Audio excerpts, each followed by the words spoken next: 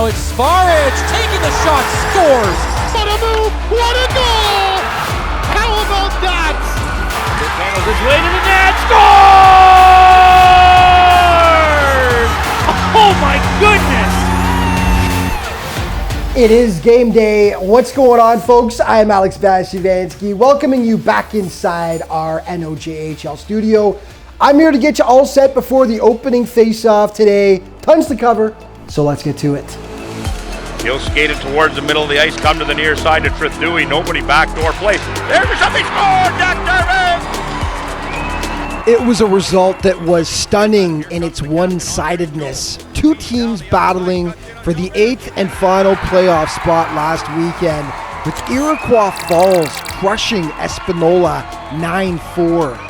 Yeah, that game was pretty important for Espanola. Obviously, it would have garnered them a little bit more room in the standings, and it really is a shame that unfortunately they fell so hard. Yeah, the Storm have been playing playoff hockey here the last couple weeks, and this was a game that they knew they had to win if they had any shot of making the playoffs at all. And the Storm took advantage of that and threw up 9 against them. The Storm now have a chance to a home-and-home with Kirkland Lake this weekend to potentially take home 4 points, and they are 4-0 against the Miners this year. So things only got worse for Espanola the next day. In a must-win game against last-place Kirkland Lake, Espanola could only manage a tie, missing out on a crucial point. It was obviously such an important game for Espanola to win, and unfortunately, they let it slip away, falling in a tie. I mean, hey, a point's a point, but when you're in a push for the playoffs, 2 points really matters. And to tie against Kirkland Lake is obviously pretty devastating for the club. So here's where they all stand as we enter the second last weekend of regular season play. Espanola holds a 1-point advantage, but the Storm have a game in hand. French River is also in the mix, but they would need a ton of help from other teams. Looking at the Storm's remaining schedule, they've got 4 games left, 2 of which are against the last place Miners. In comparison, Espanola has just 3 games remaining, all against teams that are currently playoff bound. But hold on for a second. While those teams are vying for that last playoff spot, Richard Whitty points out they're not the only squads that are fighting for their playoff lives. another wrinkle in the mix here is Powassan has not been playing well down the stretch, and 3 of the remaining 4 games are against, 2 of them with Espanola and 1 of them against the Storm. And if they falter, they could be on the outside looking in, and 7th and 8th place could go to the Paper Kings and the Storm. So it could go down to the very last game of the regular season between Powassan and Espanola. That is the last game on the schedule. Yeah, buckle up, fans. It is going to be a wild ride to the finish. Sudbury was in Blind River on Tuesday, and the Beavers continue to show they are for real. Stop. Here's McIsaac. Slides into Owen King. Owen King, and he scores! McCartney to McLean. McLean with a quick shot, and on the rebound, Mason Chitteroni.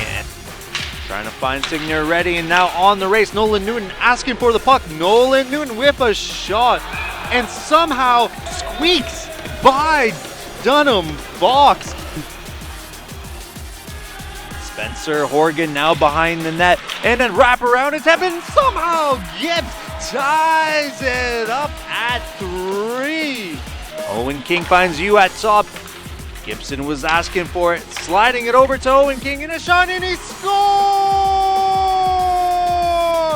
Owen King, he has passed Lucas Signoretti to take the goal-scoring lead. And a great back check there, and look, here comes Owen King, the goal-scoring leader. Owen King, and he scored!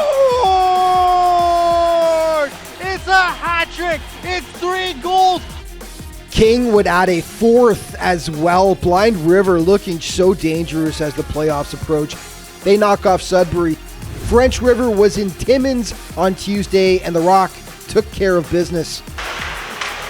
Nyman into the slot. Romanuk scores. Grant Romanuk left all alone on the doorstep, and he rips it home to tie the game at 1. Clayton. 1 minute left in the penalty. In the 5-minute major. One-timer, they score. Ryan Armitage. Now Now he's got Tremblay with him. 2-on-1 developing. Armitage going towards the goal. And they score on the back door as Alexis Tremblay. Boy, Timmins has gotten hot at just the right time as well. Heading into the postseason, they win it 5-2. Just one game on tap tonight. Sudbury hosting Kirkland Lake. The Cubs have owned the Miners so far this season, going 3-0 against them. Sudbury 7-3 over their last 10 games. The Miners are 3-6, 1-0 over that time. Okay, it is time for the Bestie Awards, the top plays from the past week, brought to you by BrokerLink Auto, Home, and Business Insurance. BrokerLink, life is confusing. Your insurance shouldn't be. Now the rock the other way. MacArthur. Quick shot scores as MacArthur. The ref right on top of things. That one hits the crossbar and came out. Here they come again. Molina shoots and he scores. Make no mistake about that one.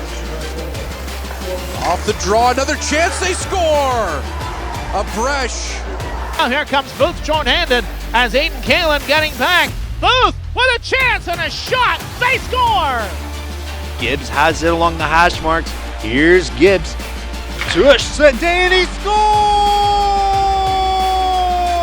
Here comes the captain, Andre Cho. Speeds down the outside, cuts in on Jalbert. Chance! Scores! Bottle knocker! Gone winning the face-off. Here's McIsaac. Slides into Owen King. Owen King and he scores! Nyman into the slot. Romanuk scores. Grant Romanuk left all alone on the doorstep and he rips it home. Shooting on goal but could not do so. And now here are the Rapids on a breakaway. It's Bryson Vilna backhand. Oh, what a stop by Noah Bull at point blank. And a great back check there. And look, here comes Owen King, the goal scoring leader. Owen King and he scored! It's a hat trick. It's 3 goals, 3 power play goals.